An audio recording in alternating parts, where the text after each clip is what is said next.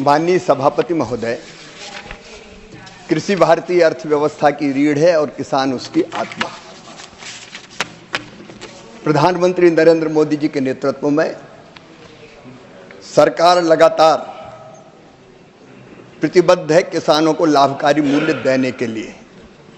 माननीय सभापति महोदय, सबसे पहले तो मैं कहना चाहूँगा कि 2015 में इस मंत्रालय का नाम कृषि और किसान कल्याण मंत्रालय रखा गया। इसके पहले किसान कल्याण का कोई संबंध ही नहीं था। बजट आवंटन में अभूतपूर्व वृद्धि हुई है।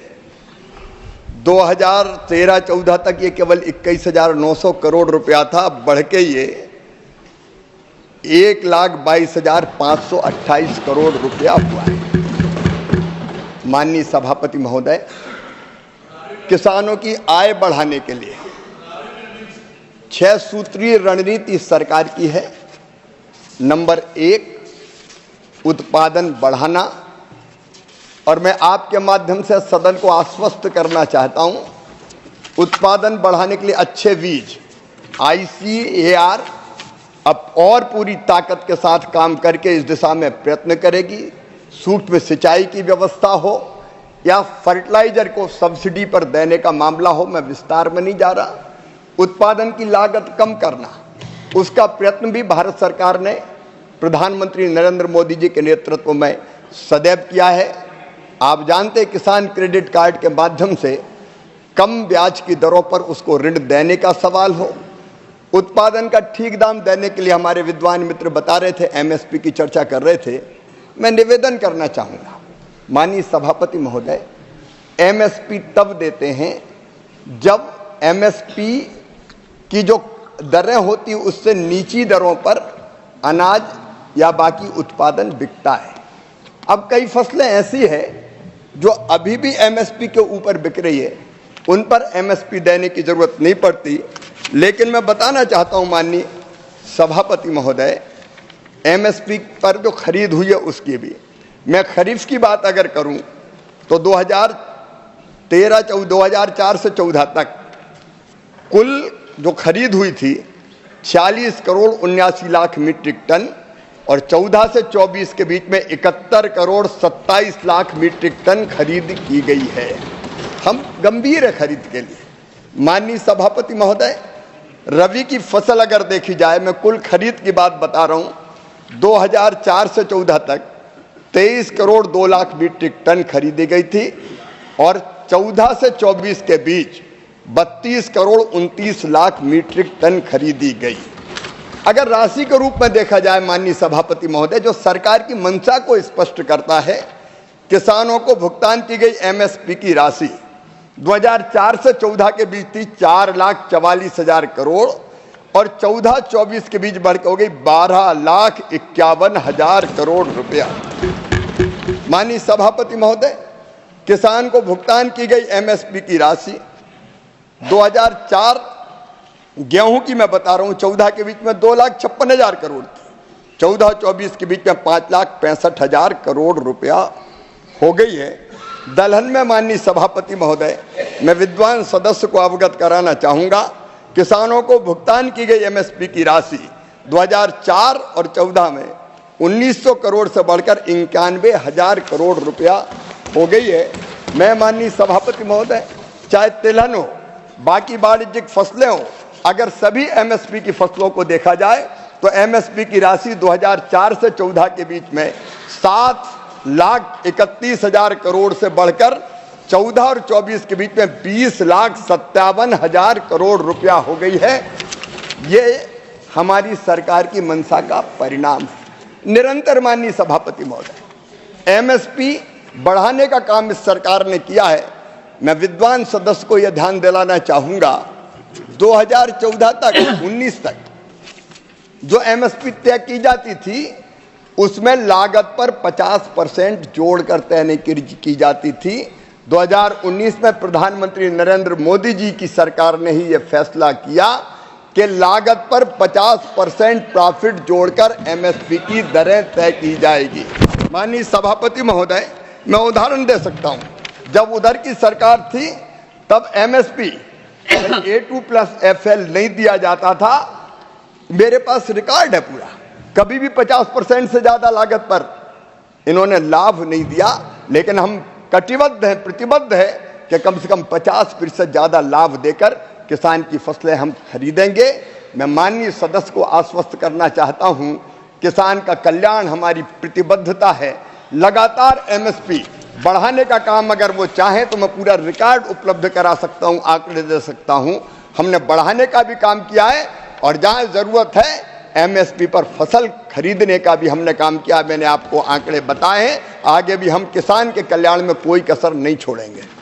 सप्लीमेंट्री नंबर 2, श्री जोस के money. So, as you know, the natural rubber is a strategic product, and the Rubber Act was enacted in 1947, shows the importance. So, for the last 10 years, the price of natural rubber has been never ever the rubber farmers have got a remunerative price. This is mainly because of the huge import of natural rubber from other countries. And presently, the import bound duty, the import duty of natural rubber is 25%.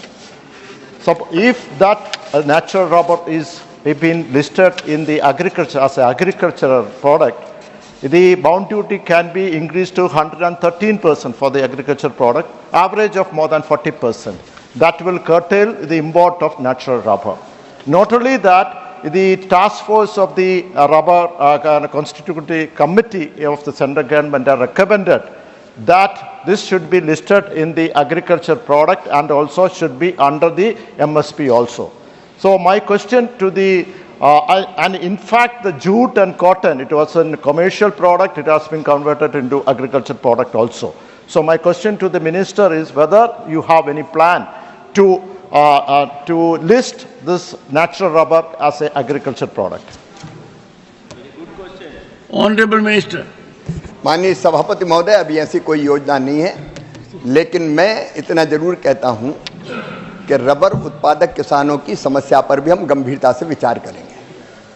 Third supplementary, Shri Vaiko. Honorable Mr. Chairman, sir, in this country, the worst affected lot, farmers' lot, that is the fact. I come from a village, from a farmer's family. All the villages, urban areas, agriculturists are the worst affected. Before the election in 2014, our Honorable Prime Minister, Mr. Narendra Modi, thundered in every meeting, wherever he goes, that the farmers' income will be doubled within a year when we come to power. But nothing happened. And Mr. M.S. Swaminathan committee recommended that C2 plus 50. C2 is cost of production and plus 50% of the total income will be delivered to the farmers. But that not happened. And farmers from Tamil Nadu, 200 people were fasting for 6 months in the roads. Never, the Prime Minister has never turned up there. He has not given even appointment to the farmers for 6 months. Then Haryana and Punjab farmers. Your supplementary. They came here. Honorable member. No, agriculture is your totally supplementary. neglected by Modi government. Your supplementary. So, I want to know whether Swaminathan's committee report will be Honorable implemented Minister. or not. Honorable Minister. माननीय सभापति महोदय, जब उधर के मित्र सत्ता में थे तब ऑन रिकॉर्ड उन्होंने ये कहा था कि स्वामीनाथन जो कमेटी है उसकी सिफारिशें हम नहीं मान सकते, विशेषकर 50% लागत पर लाभ देकर। मेरे पास रिकॉर्ड है जो मैंने यहाँ सदन पर भी रखा। इन्हें हमेशा इनकार किया, लेकिन you will place it on the table of the house. This record. जी, मेरे पास पूरा during course of the day. ये माननीय सभापति महोदय, श्रीमान कांतिलाल भूरिया तत्कालीन कृषि राज्य मंत्री, श्रीमान कांतिलाल भूरिया के अलावा शरद पवार जी तत्कालीन कृषि मंत्री, केवीएस थॉमस जी तत्काल मंत्री, राज्य मंत्री तारिक अनवर, इन सब ने ये कहा कि 50% से अधिक लाभ नहीं दिया जा सकता क्योंकि बाजार विकृत हो जाएगा। ऑन रिकॉर्ड मैं इसको पटल पर रखता हूं माननीय सभापति महोदय, इन्होंने कभी किसान का आदर नहीं किया, कभी गंभीरता से लाभकारी मूल्य देने का नहीं सोचा। लेकिन मैं माननीय सभापति महोदय सदन को आश्वस्त करना चाहता हूं, 2019 में प्रधानमंत्री नरेंद्र मोदी जी ने फैसला किया कि लागत पर 50% मुनाफा देकर ही मिनिमम सपोर्ट प्राइस तय की जाएगी, और वो लगातार तय की जा रही है। मैं आपको रिकॉर्ड बता सकता हूं माननीय सभापति महोदय, हम लगातार लाभकारी मूल्य देने का काम कर रहे हैं। अगर 3 सालों का ही विवरण आप देखना चाहें तो माननीय सभापति महोदय, अलग अलग जो हमारी फसलें हैं, मैं आपको निवेदन करना चाहता हूं, बताना चाहता हूं माननीय सभापति महोदय, माननीय सभापति महोदय, माननीय सभापति महोदय, धान इनके समय में जो रेट खरीदे जाते थे उसकी बात मैं आज नहीं करना चाहता, लेकिन आज 2300 रुपया कुंटल खरीदने का काम कर रही है, तो हमारी सरकार कर रही है। इनके समय के रेट अगर मैं बताऊंगा माननीय सभापति महोदय, तो कहते हुए तकलीफ होती है, किसान को कभी भी इन्होंने लाभकारी दाम देने का प्रयत्न नहीं किया। धान हो, ज्वार हो, बाजरा हो, रागी हो, मक्का हो, अरहर हो, मूंग हो, उड़द हो, कपास हो, मूंगफली हो, सोयाबीन, तिल, राम तिल, इन सब फसलों को 50% से ज्यादा लाभ देकर खरीदा जा रहा है। और कई में तो जो मिनिमम सपोर्ट प्राइस हम तय कर रहे हैं 100% भी लाभ दे के तय कर रहे हैं। और केवल इतना ही नहीं माननीय सभापति महोदय, हम बीच में भी हस्तक्षेप करते हैं। पिछले दिनों सोयाबीन उत्पादक जो किसान थे, जब सोयाबीन के दाम गिर गए, तब सरकार ने तत्काल फैसला किया कि पाम ऑयल और रिफाइंड ऑयल जो आ रहा है 0% ड्यूटी पर आता था, उस पर 27.5% ड्यूटी लगाने का काम मोदी सरकार ने किया, ताकि सोयाबीन के ठीक रेट किसानों को मिल सके। माननीय सभापति महोदय, प्याज के बारे में, प्याज जब सस्ता बिकने लगा तो 40% एक्सपोर्ट ड्यूटी को घटा के 20% एक्सपोर्ट ड्यूटी करने का काम इसी सरकार ने किया। और चावल जब कीमत ठीक नहीं मिल रही थी, तो जो मिनिमम एक्सपोर्ट प्राइस थी उसको खत्म करने का काम किया और एक्सपोर्ट से प्रतिबंध हटाया, तो इसी सरकार ने हटाया। हम 50% लागत पर, कम से कम 50 कह रहा हूं माननीय सभापति, कई फसलों पे हम 100% लाभ दे रहे हैं, देकर हम समर्थन मूल्य घोषित भी करते हैं। और मैं आपके माध्यम से, इस सदन के माध्यम से सदन को आश्वस्त करना चाहता हूं कि मिनिमम सपोर्ट प्राइस पर किसान का पूरा उत्पाद खरीदा जाएगा। ये मोदी की सरकार है और मोदी की गारंटी पूरा करने की गारंटी है। Professor Manoj Kumar Jha, 4 supplementary. जी सर, शुक्रिया सभापति महोदय। मेरा माननीय मंत्री जी से एक सीधा सा सवाल है, सीधा सा जवाब लेने की उम्मीद करता हूं कि क्या कोई इस प्रकार का प्रपोजल है कि किसानों की कर्ज माफी के लिए एक व्यापक फ्रेमवर्क बनाया जाए, ताकि नॉन इंस्टीट्यूशनल लेंडर्स पे उनकी डिपेंडेंस खत्म हो सके। Thank you sir. मंत्री जी कह रहे हैं सिंपल सवाल पूछा है, मैं सिंपल जवाब दे रहा हूं। माननीय सभापति महोदय, हमारी जो योजना है, मोदी जी की सरकार बहुत दूरदर्शिता से काम करती है। हम उत्पादन बढ़ाएंगे, उत्पादन की लागत घटाएंगे, उत्पादन का उचित मूल्य देंगे, फसल में अगर नुकसान हो तो उसकी भरपाई प्रधानमंत्री फसल बीमा योजना के द्वारा करेंगे। हम कृषि का विविधीकरण करेंगे, प्राकृतिक खेती की तरफ ले जाकर किसानों की आय इतनी बढ़ाएंगे कि बार बार वो हाथ कर्जा माफी के लिए मांग करने की स्थिति में नहीं होगा। हम आय बढ़ाने पर विश्वास रखते हैं माननीय सभापति महोदय, ये सरकार निरंतर उसके लिए काम कर रही है। Shri Jairam Ramesh, 5th supplementary. Sir आज कई किसान संगठन संसद मार्च कर रहे हैं। प्रश्न पूछिए। कई किसान संगठन संसद मार्च कर रहे हैं। जयराम जी, मैं मंत्री जी से पूछना चाहता हूं लंबी बात हुई है कि 3 दिन पहले एक उच्च संवैधानिक पदाधिकारी ने सुनो, नथिंग हमारे किसानों की दर्द जयराम रमेश जी, के सामने जयराम रखी। रमेश जी, मैं मंत्री जी से पूछना माननीय चाहता हूं मंत्री जी। कि अधिकारी के टिप्पणियों का उन्होंने संज्ञान लिया है और उनकी क्या राय है एमएसपी को लेकर, जो उस संवैधानिक मंत्री जी। पदाधिकारी ने एमएसपी को लेकर उसके पहले मैं बता दूं, माननीय मंत्री जी मेरे साथ थे, जाते समय भी थे, आते समय भी थे, और मैंने माननीय मंत्री जी के कहा और मैं आश्वस्त हुआ कि जिस आदमी की पहचान देश में लाडले के नाम से थी, वो किसान का लाडला होगा, और मैं पूरी तरह आशावान हूं। और ऊर्जावान मंत्री अपने नाम के अनुरूप शिवराज ये कर दिखाएंगे।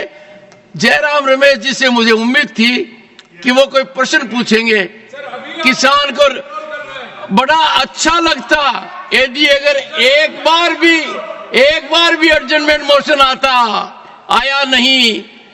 शिवराज जी बोलिए। माननीय सभापति महोदय, और आज मैंने आपका नामांकन कर दिया किसान के लाडले। प्रणाम आपको। बोलिए। माननीय सभापति महोदय, आदरणीय जयराम रमेश जी का मैं बहुत आदर करता हूं।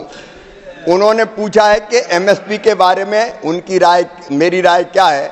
बहुत पवित्र राय है। हम 50% लागत का 50% से ज्यादा मिनिमम सपोर्ट प्राइस तय करेंगे और खरीदने का भी काम करेंगे। आपने नहीं खरीदा, मैं एक एक आंकड़ा पढ़ के बता सकता हूं। कांग्रेस की जब सरकार थी, कभी एमएसपी पे आपने खरीद नहीं की। किसान खून के आंसू रोता था, लेकिन मेरे लिए किसानों की सेवा भगवान की पूजा है और यही मान के उनकी सेवा के काम में निरंतर लगे रहेंगे। एमएसपी पर किसानों को उत्पाद खरीदा है और अब भी पूरा उत्पाद खरीदेंगे और एक दिन में 2 दिन का काम करेंगे। और आपने जो अपेक्षा व्यक्त की है, मेरी कोशिश रहेगी संपूर्ण सामर्थ्य और क्षमता झोंक के काम करके अपने किसानों की सेवा कर सके और कृषि के परिदृश्य को और बेहतर बना सके। विकसित भारत का संकल्प लिया है प्रधानमंत्री नरेंद्र मोदी जी ने, उसी का एक रोड मैप कृषि में भी हमने बनाया है। उसको पूरा करने में कोई कसर नहीं छोड़ेंगे। Question number 122, doctor Parmar, Jaswant Singh, सलाम सिंह। हो गए 5 हो गए। Honourable minister, honourable member, honourable minister. Honorable Chairman, sir, a statement is laid on the table of the House. Supplementary number 1, Dr. Parmar, Jaswant Singh, Salam Singh. Yes, sir. Thank you, Honorable Chairman, sir. I would like to ask our Honorable Minister, sir, that what measures have been taken by our government to ensure the easy availability of funds and sponsorship for the women entrepreneurs in the rural India. That's it. Honorable Minister. Thank you, sir. Sir, there are 2 ways that we empower rural women. One, as being part of the SHG group, each member can get anywhere from 25 to 30,000 rupees, and it is usually comprised of 10 people. On an average, as a group, they can get 2.5 lakhs worth of money, and this is given at an interest subversion of around 4%. So in essence, they get this interest rate for 7%. That's number one. And if some of these people are quite successful, and if they want to get an additional money independent of the SHG group, they can also get a loan up to 5 lakhs. Out of that, first 1.5 lakh, they can get at 1.5% interest subversion. And for this entire money, the government will pay to the banks for credit guarantee so that the banks can lend this money to the SHG members, because these are usually coming from the bottom of the income strata, and they do not have any security assets for the banks. So these are the two ways, sir.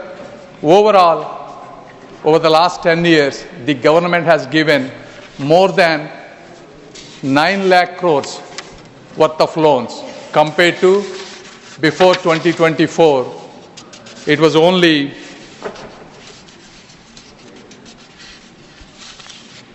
22,900 crores, sir. So this is almost 50 times more over the last 10 years. Thank you. Second supplementary, Dr. Parmar Jaswant Singh Salam Singh. Thank you, sir. My question to Honorable Minister, sir, that's a bit longer and in two parts. How does the training provided to SHG group members for tickets booking platforms integrated with broader entrepreneurship developmental goals? And what measures are in place to track the long-term success of self-help group managed travel booking enterprises in states like Bihar and Gujarat? Thank you. Honorable Minister. Sir, the NRLM division has made a collaboration with Easy Trip Planners, sir. This was done recently as a pilot project, sir. And this is basically a skill building for ticket booking platform for both rail, air and bus. So obviously, since this is at the pilot stage, more details have to be done, sir. And in general, SHG group empowerment is a continuous process, sir. This is not something it happens in one day. It depends on which areas these programs need to be implemented or needed. And then we have almost 6 lakh community resource persons that are distributed across the country that will handhold them, nurture them, identify the problems. And in this process, out of these 6 lakh community resource persons, otherwise trainers, will be subdivided based on the necessary skill. If this is related to the booking of the flight tickets or these tickets, those people will be trained, sir. Certain subsection of these people will be trained, and then they will continue to nurture them in the long run, sir. Thank you.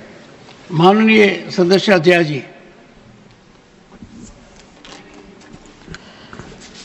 मंत्री जी, आपके ऊपर बहुत भारी MP का protection है, हमारी मित्र रेणुका चौधरी जी. मैं आपसे ये पूछना चाहती हूँ, what provision have you made for handicapped women entrepreneurs in your field? Honorable Minister. Sir, in general, when we combine these SHG group members, this is all taken from the socio-economic caste consensus. And obviously, anytime SC, ST, disabled people and women are the primary beneficiaries of this entire program, sir.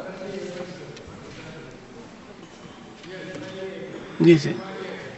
Yes, Honorable Minister.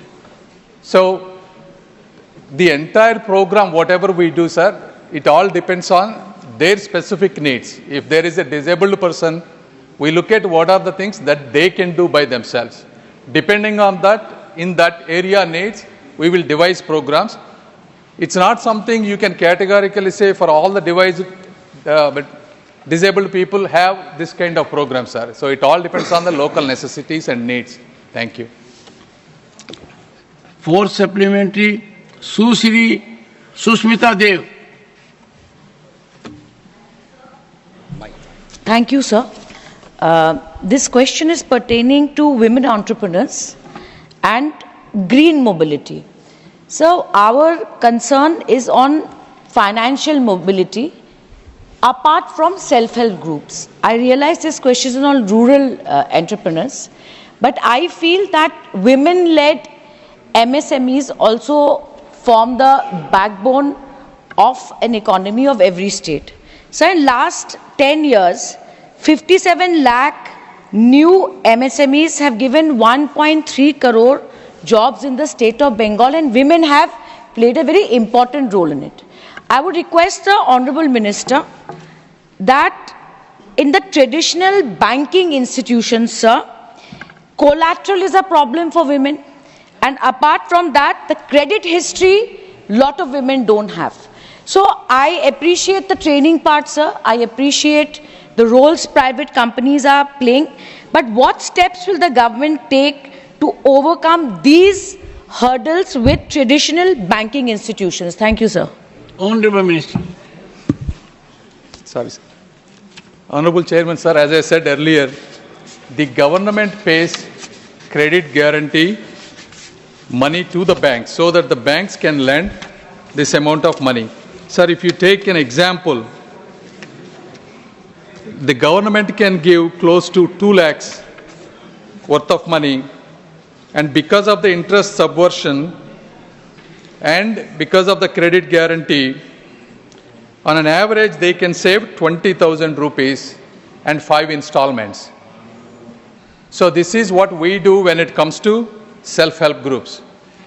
And MSME, see, since MSME is part of a different ministry, I cannot talk completely about those details, but as far as self-help groups are completely as concerned, we have given so much loan and we have created so many subsections of these programs. As I said, women enterprises earlier, 1.5 lakh loan with no guarantee, and it's based on an individual. And so far we disbursed 9 lakh crores, sir. Before 2023, if you look at it, the amount of capitalization support was only 1,500 crores, sir. Today they have a capitalization support with a revolving fund of almost 46,000 crores, sir. And I agree with you, prior to NDA government, the NPAs were at 9.5%, sir. Today the NPAs are only at 1.5% because of all the measures that the government has taken, sir. And in addition, if you look at it, we have created so many pilot programs. One of the pilot program is Drone Didi, sir. Through Drone Didi program, we're giving almost 15,000 drones for SHG members. And with one SHG woman operating with the drone, will be generating an additional income of 1.5 lakh within a year, sir. So these are the programs. Depending on the needs, we're continuously monitoring and adding additional programs, sir. Thank you. Fifth supplementary, Dr. Ashok Kumar Mittal. Bharat में लगभग 80 लाख महिलाएं MSME का संचालन करती हैं, जिसमें कि एक बड़ा हिस्सा ग्रामीण क्षेत्रों में है। इंटरनेशनल फाइनेंस कॉरपोरेशन के अनुसार महिलाओं द्वारा संचालित MSME के भारत में क्रेडिट गैप तकरीबन $150 मिलियन से ऊपर है, जो मेरे हिसाब से गंभीर समस्या है। तो मेरा प्रश्न है सरकार से कि इस MSME के लिए जो विशाल क्रेडिट गैप है महिलाओं के लिए, उसको रिड्यूस करने के लिए सरकार क्या ठोस कदम उठा रही है? Honorable Minister. Sir, again, this is the similar question that they are asking. As I said earlier, so far, with the government schemes and disbursement of 9 lakh crores, and lot of this credit guarantee fee is being given to the banks by the government of India so that the banks can lend this money, sir. Sir, if you look at this entire SHG, since they are asking about MSME and I am mainly concerned about SHG and rural development. Sir, when this program was started, this program was actually started by my Honorable Chief Minister Nara Chandrababu Naidu gar, sir, when it was a combined state. But the brand creation was created by Narendra Modi ji over the last 10 years for this program. When the initial program was initiated, it was even difficult to recruit the women from these rural areas, sir. And that phase was completed in the first 3 to 4 years of our 2014, since 2014, sir. Followed by the second biggest challenge was banks giving this loan to the rural women. And that is where the government stepped in and given this credit guarantee scheme. Second, both the RBI, our department and the ministers pushed all the banks to give these loans and encourage them. And that is why we have given more than 9 lakh crores loans, sir, all these years. So government is continuously doing in the respective sector however we can do. Thank you. Question number 123, Dr. M. Thambidurai. Sir, thank you very much, Chairman, sir. Question number 123, sir. Honorable Minister. सभापति महोदय, विवरण सभापटल पर रख दिया गया. First supplementary, Dr. M. Thambidurai. First supplementary, sir. First. The chemical fertilizers cause water pollution, acidification of the soil, mineral depletion of the soil, among others. They cause severe damage to both animals and human beings. Minister has given the reply. They are recommending balanced way of applying the chemical fertilizer as well as other non-organic fertilizer also. Sir, in that, I want to know from the Honourable Minister, because the rural people are illiterate, may not know aware all these things. Whether, because agriculture also is a state subject, there is any coordination between the central government and the state government, especially Tamil Nadu government, is cooperating with the central government to sensitize this program for the farmers to utilize and balance to utilize the fertilizer to avoid this kind of hazards in the field, sir. Just I want to know, sir. Honorable Minister. माननीय सभापति महोदय,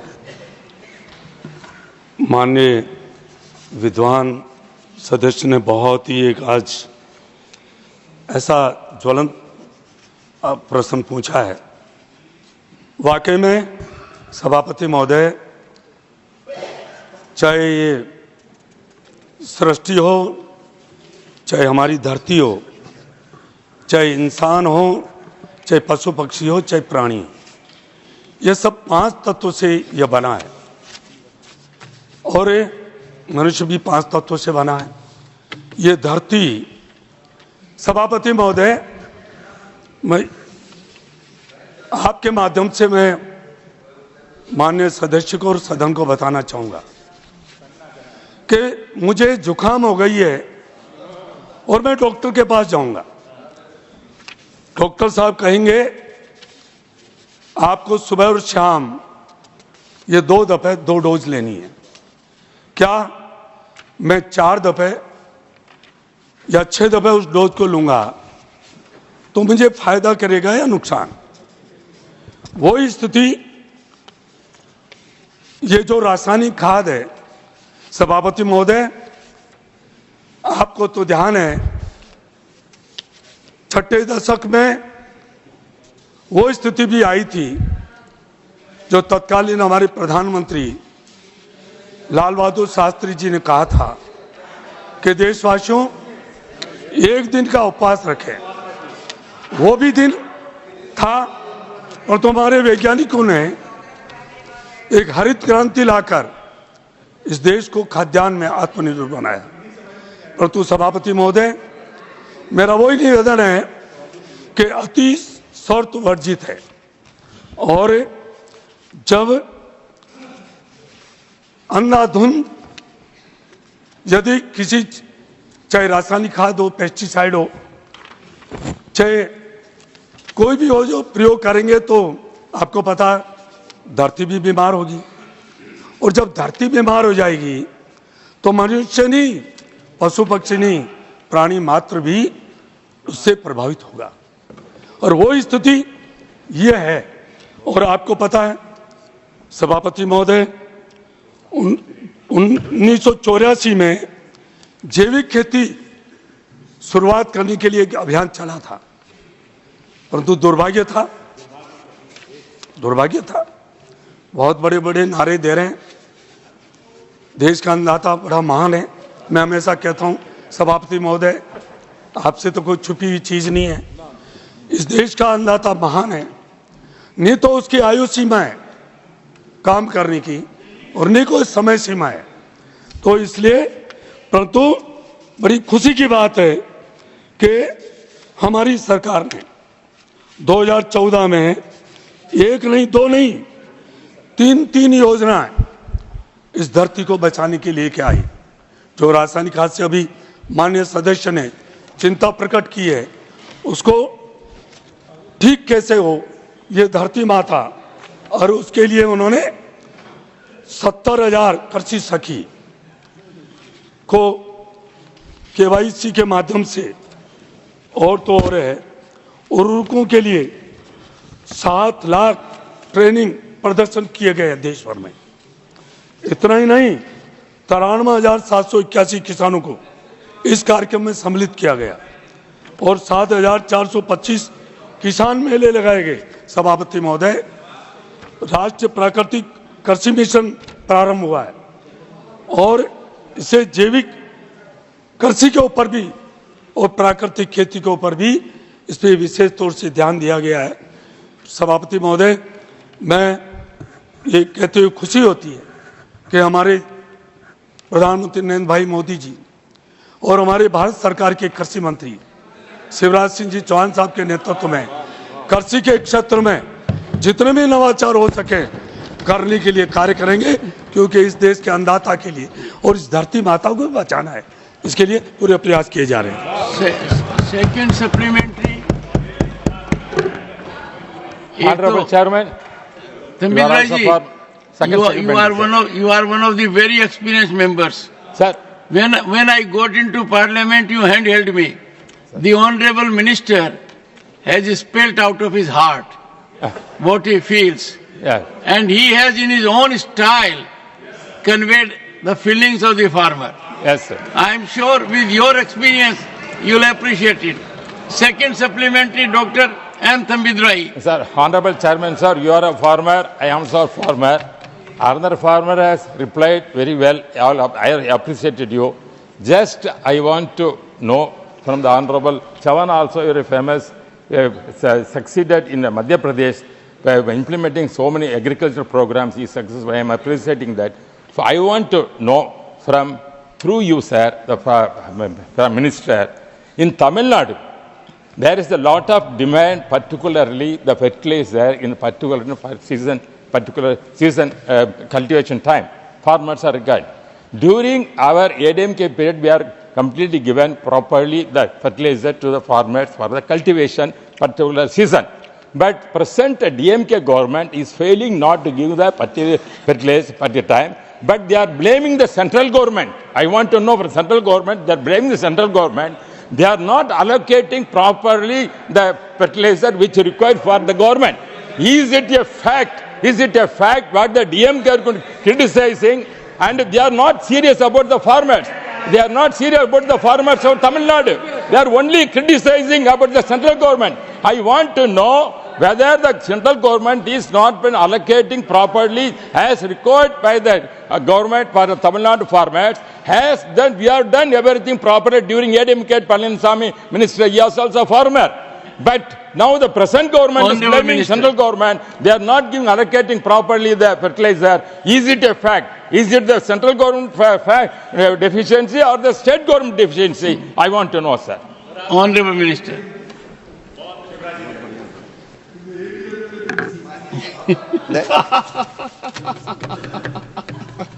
मैं आपके माध्यम से माननीय सदस्य को ये बताना चाहता हूं कि राज्य सरकार अपनी डिमांड उर्वरकों की वो कृषि मंत्रालय को भेजती है और हम फिर फर्टिलाइजर मिनिस्ट्री को उसके हिसाब से आग्रह करते हैं कि इतना फर्टिलाइजर आवंटित किए जाए। मुझे बताते हुए खुशी है कि खाद की पर्याप्त आ रहा है और हर एक राज्य प्रधानमंत्री नरेंद्र मोदी जी के लिए समान है। हम सब भारत माँ के लाल, भेदभाव का कहाँ सवाल, सारा भारत एक है। और इसलिए तमिलनाडु के किसानों का भी हमने पूरी गंभीरता और शिद्दत से ध्यान रखा है। और माननीय सदस्य को, वरिष्ठ सदस्य को मैं फिर आश्वस्त करना चाहूँगा, जितनी फर्टिलाइजर की जरूरत होगी तमिलनाडु को उतना किसानों के लिए उपलब्ध करवाया जाएगा। ऑनरेबल मिनिस्टर, प्रतिपक्ष नेताजी ने एक बहुत अच्छी बात की है कि इधर भी देखो। आप ऐसा करो, मेरी तरफ ही देखो। नियम यही कहता है कि जवाब किधर भी दो, मेरी तरफ देखो, मेरे माध्यम से खड़गे जी के पास सीधा पहुंच जाएगा।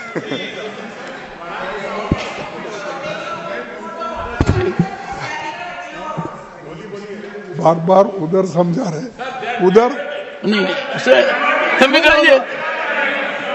अरे क्या नहीं, ये तंबी दुराई जी उनका झगड़ा लाके यहाँ ला रहे। मैं ये पूछ रहा हूँ उनको, वो अरे डाइवर्ट नहीं कर रहे भाई, चुप बैठो। डाइवर्ट क्या कर रहे तुम? आप डाइवर्ट नहीं कर रहे, आप जरा सुनो। माननीय मंत्री जी, माननीय सभापति जी, ऑनरेबल मेंबर्स, मैं बहुत अपने आप को शीशे में देख कर आता हूं कि आप मुझे ही देखिए। माननीय सभापति महोदय, आपको तो पूरा सदन देखता है और मैं भी लगातार आपकी ओर देखता रहता हूं, क्योंकि आप सभी बड़ी अपेक्षाएं हैं देश को। लेकिन मैं ये निवेदन करना चाहता हूं कि न केवल फर्टिलाइजर उपलब्ध कराएंगे, बल्कि सब्सिडी देके आपको बताना चाहता हूं कि पिछले साल भी 1,94,000 करोड़ की सब्सिडी दी है किसानों को, तब जाके यूरिया की बोरी हो, डीएपी की बोरी हो, किसान को सस्ती मिलती है। 2100 रुपया की एक बोरी पर सब्सिडी देने का चमत्कार नरेंद्र मोदी जी की सरकार ने किया है। तो तमिलनाडु सहित सारे भारत के किसानों को सब्सिडी देके हम फर्टिलाइजर समय पर उपलब्ध कराने का काम कर भी रहे हैं, आगे भी करते रहेंगे। हाँ, इतना मैं जरूर कहूंगा कि केमिकल फर्टिलाइजर के असंतुलित और अंधाधुंध प्रयोग के कारण जो नुकसान होते हैं, उसके लिए भी हम अवेयरनेस क्रिएट कर रहे हैं। प्रधानमंत्री नरेंद्र मोदी जी उसके लिए भी चिंतित है, इसलिए जैविक खेती और प्राकृतिक खेती की तरफ भी हम ध्यान दे रहे हैं। लेकिन फिर मैं पूरी जिम्मेदारी के साथ कहना चाहूंगा, किसानों को सब्सिडी के साथ पूरा खाद देने में ये सरकार ने ना तो कोताही की है, ना आगे करेगी। पर्याप्त मात्रा में खाद उपलब्ध कराया जाएगा। वीरेंद्र प्रसाद वेस्ट से supplementary number 3। I am calling you honourable member. Thank you very much, sir. Honorable Minister very rightly said, under the leadership of Prime Minister Narendra Modi, our government has given priority to organic sector. More use of urea, more use of fertilizer, really harmful the Thamudiraji is very rightly said for the human being and animal also. So organic farming is the core of the hour, sir. Northeastern region, each state belongs to the northeastern region, is the hub of organic farming, sir.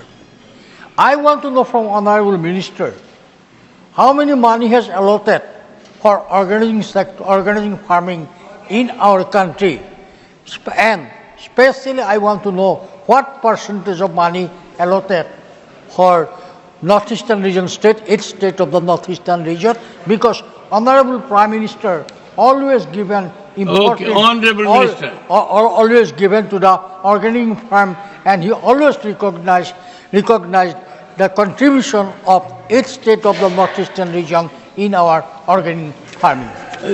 Honorable Minister. माननीय सदस्य ने जैविक खेती के बारे में बताया है। सभापति महोदय, माननीय प्रधानमंत्री नरेंद्र भाई मोदी जी अब की बार जो तीसरा कार्यकाल उन्होंने, सबसे पहले उन्होंने इस देश के अन्नदाता के लिए सबसे पहले कलम चली है और वो चाहते हैं कि इस धरती माता को बचाना, इसलिए जैविक खेती के ऊपर उन्होंने अब की बार, मैंने पहले निवेदन किया था, सॉइल हेल्थ एंड फर्टिलिटी, परंपरागत कृषि विकास योजना और पूर्वोत्तर क्षेत्रों में mission organic value chain development, इसके लिए इन्होंने 3 योजना बनाकर और काम किया है।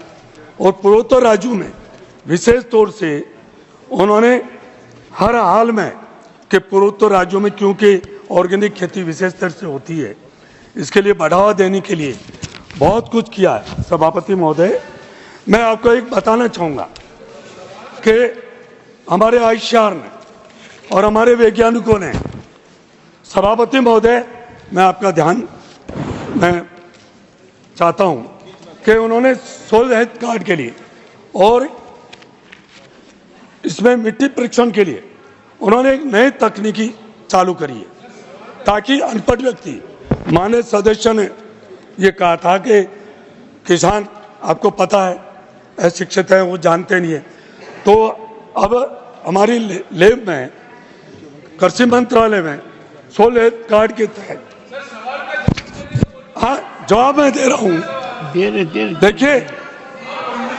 आप थोड़ा इजी, आप पढ़े लिखे हो, मैं उनके लिए कहना चाहूंगा, सभापति महोदय, कैसे मिट्टी का परीक्षण रिपोर्ट कैसे आती है, उसका ना कहाँ परीक्षण, उसने मिट्टी का परीक्षण करवाया, कौन सा स्थान है जो मिट्टी परीक्षण कराने वाला, उसका नाम, एड्रेस, सारे सब कुछ, और उसमें अनपढ़ आदमी भी क्या उपलब्ध नाइट्रोजन है कि नहीं है, उसमें पीएच की क्या स्थिति है, उसमें उपलब्ध सल्फर है कि नहीं है, उपलब्ध आयरन है कि नहीं है, फास्फोरस है कि नहीं है, इलेक्ट्रिकल इन्वर्ट, मैं पूर्वोत्तर राज्यों के लिए बताऊंगा, परंतु कहा गया इसके लिए उपलब्ध magnesium, copper, boron, carbon, potassium, जितने भी कोई है उसके लिए सिफारिश सलाह दी जाती है, और संकेत के माध्यम से पता लग जाता है कि आखिर क्या स्थिति है।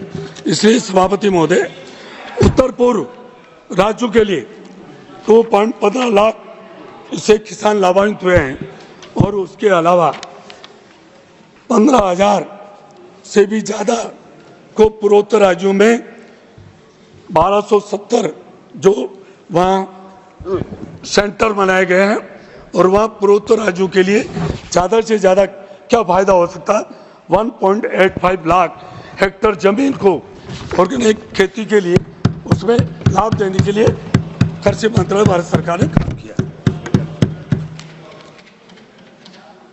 सप्लीमेंट्री नंबर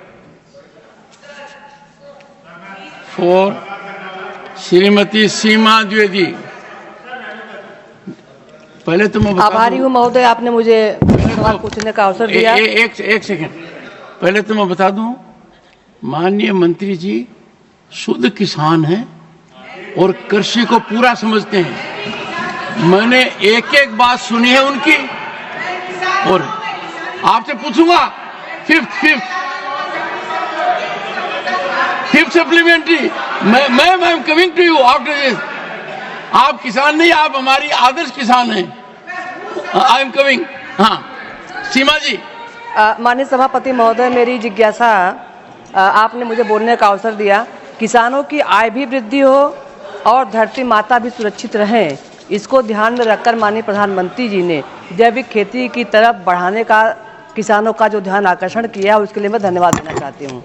महोदय, जैविक मूल्य श्रृंखला मिशन के तहत जैविक उर्वरकों के उपयोग को बढ़ावा देती है, जिससे किसानों की 3 वर्षों तक प्रति हेक्टेयर 15,000 रुपये की सहायता डीबीटी के माध्यम से ऑन फार्म जैविक उर्वरकों के लिए प्रदान की जाती है। महोदय, मेरा सवाल यह है कि अब तक देश में कितने किसानों को 15,000 रुपये प्रति हेक्टेयर डीबीटी के माध्यम से सहायता दी गई, और निचले स्तर पर जो आम किसान हैं उनको जैविक खेती की जानकारी हो, उसके लिए सरकार की तरफ से प्रचार प्रसार के लिए किस तरह का माध्यम चुना गया, खास करके उत्तर प्रदेश में कितनी सहायता राशि दी गई, इसकी मैं जानकारी माननीय मंत्री से चाहती हूँ। Honourable minister.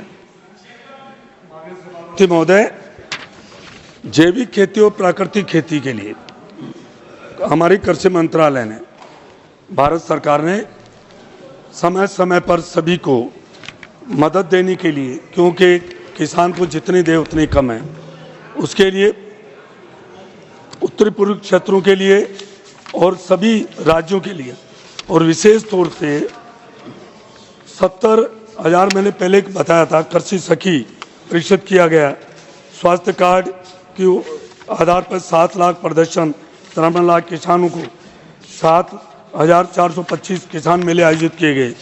इसके अलावा यदि जैविक खेती करें उसके लिए 4,500 रुपये पर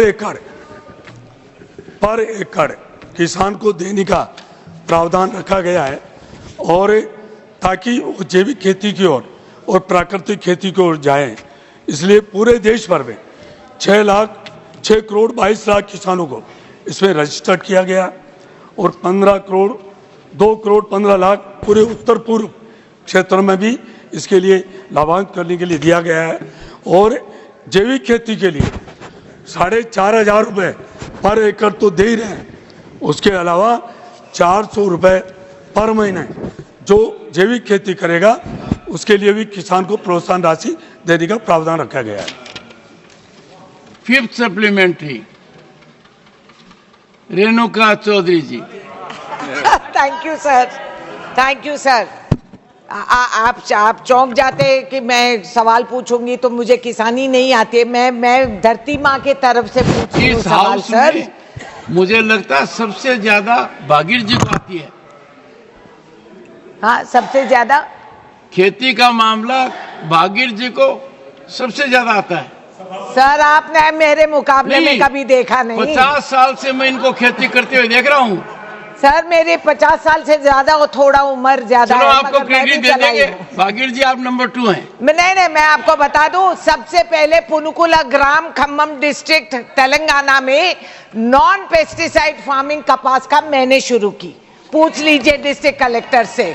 और उसका value addition. Renuka ji, I have respect for every member of the house. मैं किसान हूं but the sir. Difference between natural and organic, मैं उसी का सवाल पूछ। Non pesticide farming is natural sir. तो सर सवाल ये है, there is a huge shortage of import of organic manure and fertiliser, shortage है। और उसका किसान का जो खाद हम बनाते हैं, हम अपने आप बनाते हैं, जो भी ये बता रहे हैं, हम अपने आप वर्मी कॉम्पोस्ट और ये सब हम बनाते हैं। फॉरवर्ड लिंकेजेस का क्या सहूलत दिए हैं? कहीं बार अब महाराष्ट्र में पॉली हाउस फार्मिंग चला, जहां प्रोड्यूस बहुत सारा आ गई, but because of no forward linkages and backward linkages किसान नुकसान में आ जाता है। ऑर्गेनिक का आप ऑल इंडिया लेवल पे you have to have a registration. अभी जो बिंगा टेढ़ा भिंडी तोरी मार्केट में आ जाता, ऑर्गेनिक नाम पे छाप के बेच रहे हैं, वो 40 गुना रेट बढ़ाकर। हमारी डिमांड यही, there is a shortage of organic manure. बहुत सारा कम हो गया है आपका इंपोर्ट ऑफ ऑर्गेनिक मैन्योर। आप ऑर्गेनिक किसानों के लिए आगे जाके फॉरवर्ड लिंकेजेस क्या दे रहे हैं, उनकी वैल्यू एडिशन पे दाम कितना बढ़ा सकते हैं, and all India certification for recognising organic produce, ये भी होना चाहिए, जहां हेल्पलाइन और नंबर नहीं। माननीय मंत्री जी। महोदय, सभापति महोदय, मैं अभी भी खुद खेती करता हूँ। मैंने बैलों से खेती करी है और आज भी मैं खेती करता हूँ। और मैं आपको बता दूँ, क्योंकि मुझे पता है किसान का क्या दर्द है। माननीय सभापति महोदय, माननीय सदस्य ने पूछा है कि जैविक खेती के लिए क्या प्रोत्साहन दिया जा रहा है। सभापति महोदय, जैविक खेती रूपांतरण खेत के बाहर इनपुट के लिए किसानों को प्रत्यक्ष लाभ हस्तांतरण के लिए 3 वर्षों के लिए 15,000 रुपये दिया जा रहा है। और परीक्षण और क्षमता निर्माण के लिए जैविक खेती की प्रथाओं को परीक्षण देने के लिए मैंने पहले कहा था 4,500 रुपये प्रति किसान दिया जा रहा है। पीजीएस प्रमाण किसानों के लिए जैविक प्रमाण पत्र के लिए भी 3 वर्षों के लिए प्रति हेक्टर 4,500 रुपये दिए जा रहे हैं, जिसमें दस्तावेजीकरण, सर्वमुखी तैनाती उसमें भी शामिल है। किसानों के समूह को विपणन गतिविधियों के लिए समर्थन के लिए राज्यवार 3 वर्षों के लिए प्रति हेक्टर 450 रुपये प्रदान किए जा रहे हैं। खेर योजना किसानों के समर्थन के लिए, जो किसान योजना में शामिल नहीं है, उनको भी प्रेरित करने के लिए जैविक प्रमाण के लिए 3 वर्षों के लिए प्रति हेक्टर 2,000 रुपये प्रदान किए जा रहे हैं। जैविक उर्वरक को राष्ट्रीय कृषि विकास मिशन में जोड़ा गया है और इसके लिए जैविक उर्वरकों को पंजीकृत भी किया जाएगा। और मेरा इतना निवेदन है कि पहले मैंने जो वो करोड़ बताया था, वो करोड़ नहीं होके वो लाख की 6,22,000 किसान हैं जिनको इससे जोड़ा गया। Thank you. Question number 124 Shri Anil Kumar Yadav मंदाजी।